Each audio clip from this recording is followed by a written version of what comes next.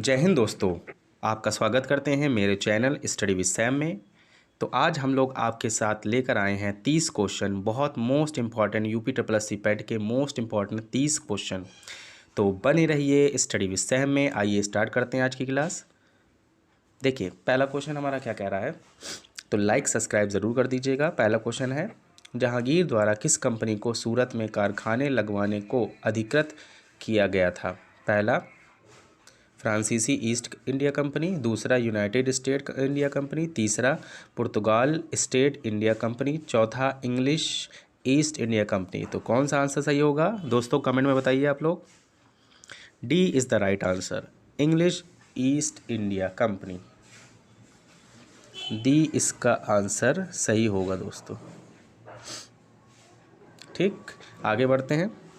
पृथ्वीराज चौहान के विरुद्ध मोहम्मद गौरी के आक्रमण के समय कन्नौज पर निम्नलिखित में से किस वंश का शासन था? बताइए दोस्तों कमेंट में।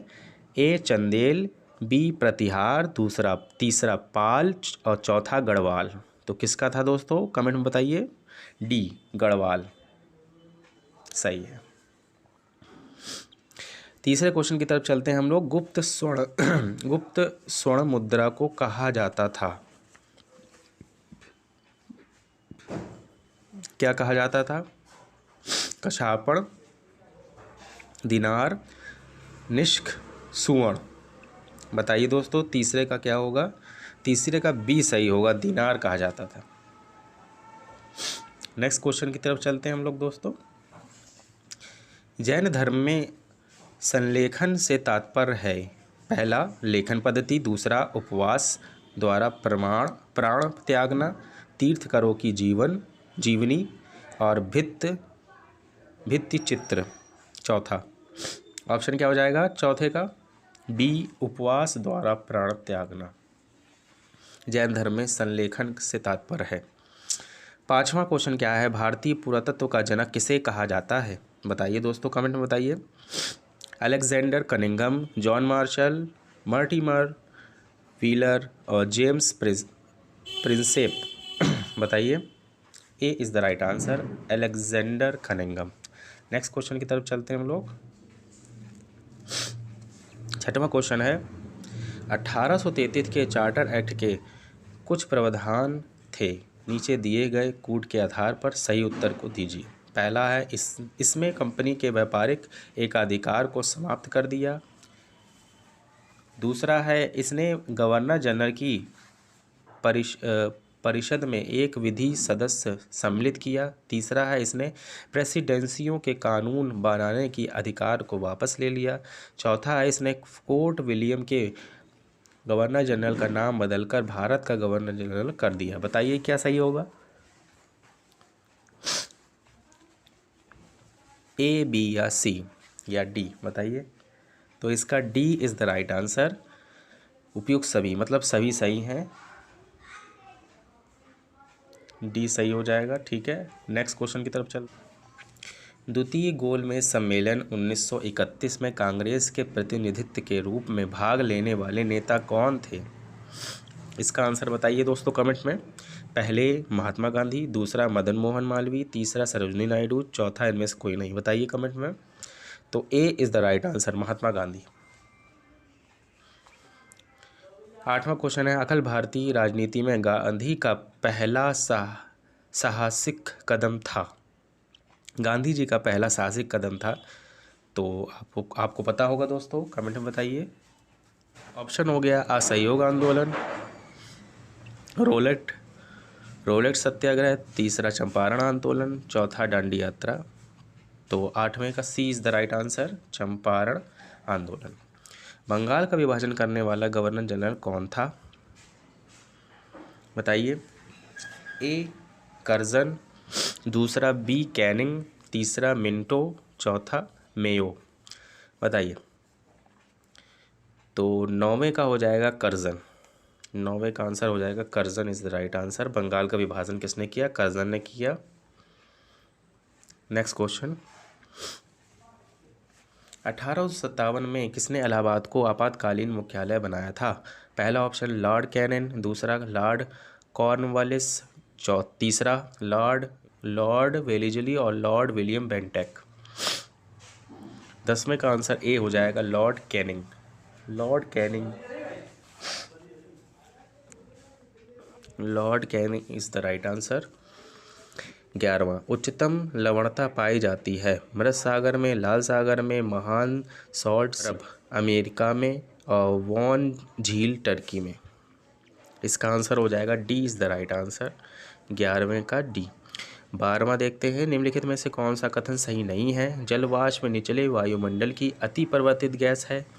अधिकतम तापमान की मेखला विषुवत रेखा के सहारे पाई जाती है। बी हो गया। सी देखते हैं, शीत कटिबंध उभय गोलार्धों ध्रुवीय वृत्त एवं ध्रुवों के बीच उपस्थित हैं। जेट वायु धाराएं अत्यधिक ऊंचाई की हवाएं हैं जो धरातली मौसमी दशाओं को प्रभावित करती हैं।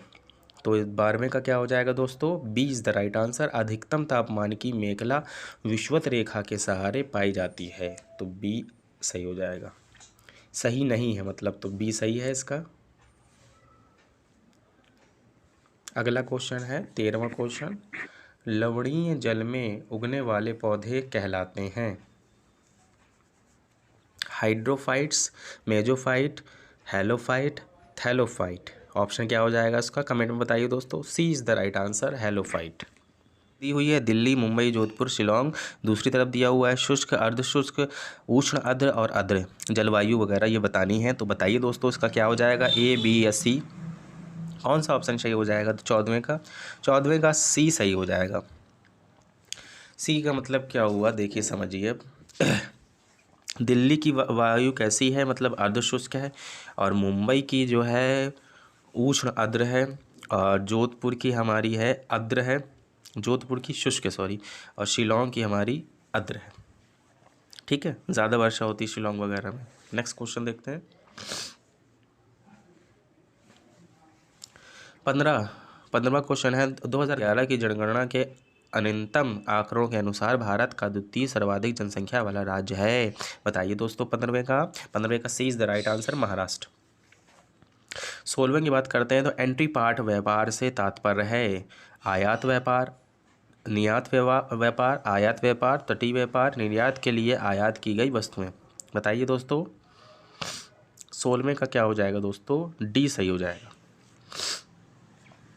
16वें का D is the right answer, निर्यात के लिए आयात की गई वस्तुएं। एंट्री पार्ट का मतलब क्या हो गया कि निर्यात के लिए आयात की गई वस्तुएं। नेक्स्ट क्वेश्चन की तरफ चलते हैं हम लोग।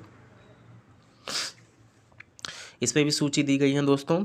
तेल शोधक कारखाने हैं और एक तरफ राज्य दिए गए हैं। ठीक है, तटीपका और दूसरा कोयला नागपट्टिनम और नुमालीगढ़। इधर दिया गुजरात, तमिलनाडु, आंध्र प्रदेश, असम। देखिए कोयली से याद आएगा आपको गुजरात, तो कोयली का हो गया गुजरात। क्या हमारा ऐसे कोई सीरीज़ बन रही है जिसमें कोयली का होगा गुजरात? तो बी का हो गया हमारा पहला, मतलब ए या बी में से कोई सही होगा हमारा। 17 का क्या सही हो जाएगा? B is the right answer. ठीक है, तो पहले का हो गया, क्या हो गया? तटीपका का हो जाएगा तीसरा, आंध्र प्रदेश। ठीक है, आंध्र प्रदेश हो जाएगा। और हमारा हो जाएगा ये कोयली का हो गया गुजरात, और इसका नागपट्टिनम का हो जाएगा तमिलनाडु। नागपट्टिनम का हो जाएगा तमिलनाडु, और नुमाली का हो जाएगा नुमालीगढ़, असम। ठीक है, B is the right answer. Next question देखते हैं। निम्नलिखित में से किस समिति ने भारत में कृषि जोत कर का सुझाव दिया था?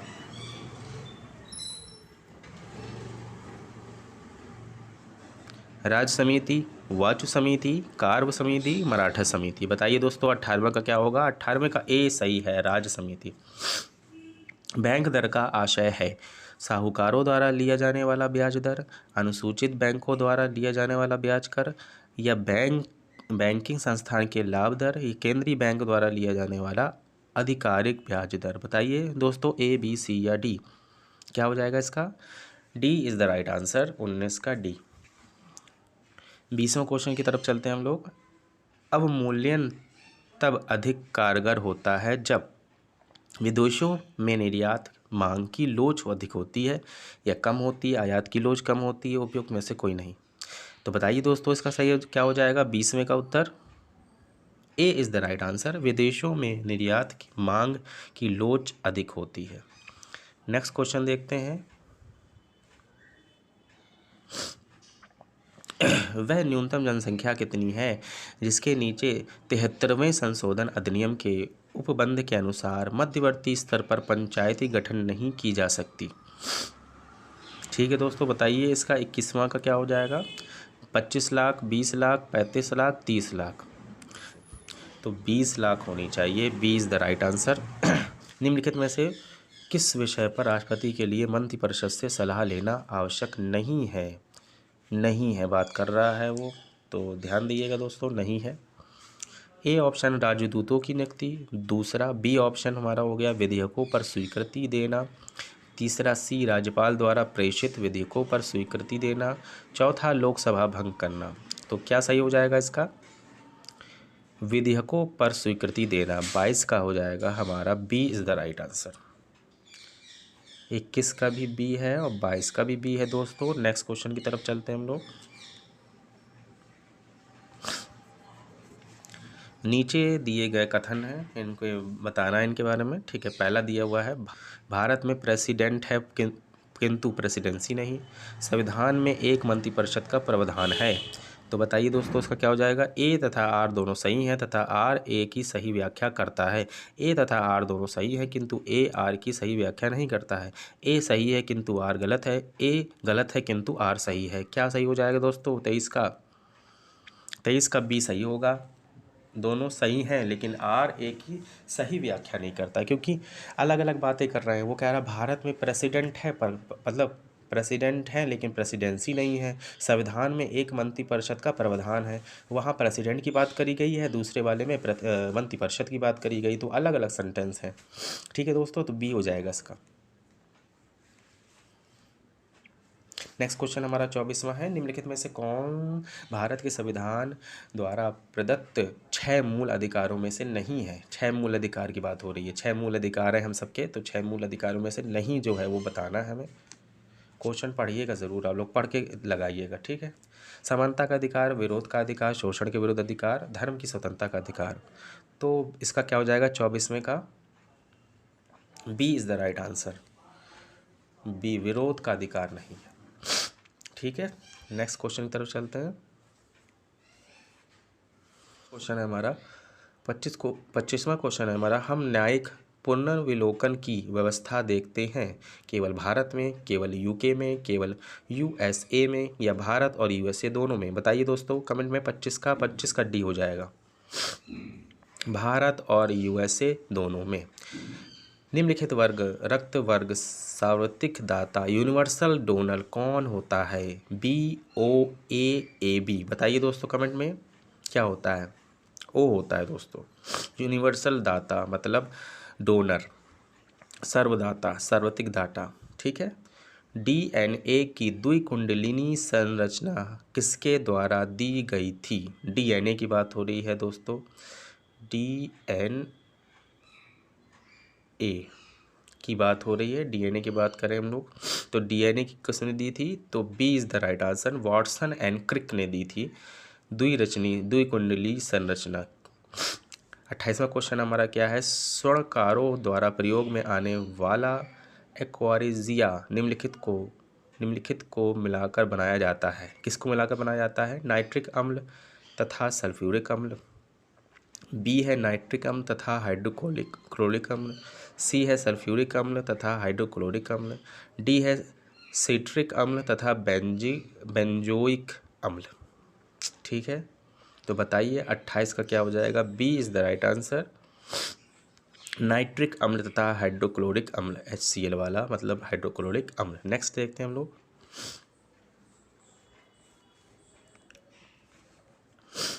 प्रत्यावर्ती विद्युत धारा को दिष्ट विद्युत धारा में परिवर्तित किया जाता है। किसके द्वारा करते हैं हम लोग। डायनमो द्वारा, मोटर द्वारा, ट्रांसफार्मर द्वारा, रेक्टिफायर द्वारा। तो इसका आंसर क्या हो जाएगा दोस्तों कमेंट में बताइए। D is the right answer. Rectifier द्वारा हम करते हैं। 30वां क्या है क्वेश्चन। प्राई हीलियोमीटर का प्रयोग निम्नलिखित में से किसे मापने के लिए किया जाता है। सन स्पॉट को, सोलर रेडिएशन को, हवा ताप को, पौधों के ताप को। तो सोलर रेडिएशन के लिए मापने के लिए किया जाता है दोस्तों। ठीक है दोस्तों, अगर आपको समझ में आया हो और अच्छा लगा हो तो अच्छा तो लगा होगा। 30 क्वेश्चन आपको मिल गए हैं, UP triple S C PET के मोस्ट इंपॉर्टेंट क्वेश्चन हैं ये सब। तो इसकी तैयारी करिए आप, हम आपको डेली डेली आपके लिए क्वेश्चन लेकर आते रहेंगे। तो बने रहिएगा स्टडी विद सैम में। जय हिंद दोस्तों, और सब्सक्राइब कर दीजिएगा, शेयर कर दीजिएगा अपने दोस्तों के साथ। जय हिंद।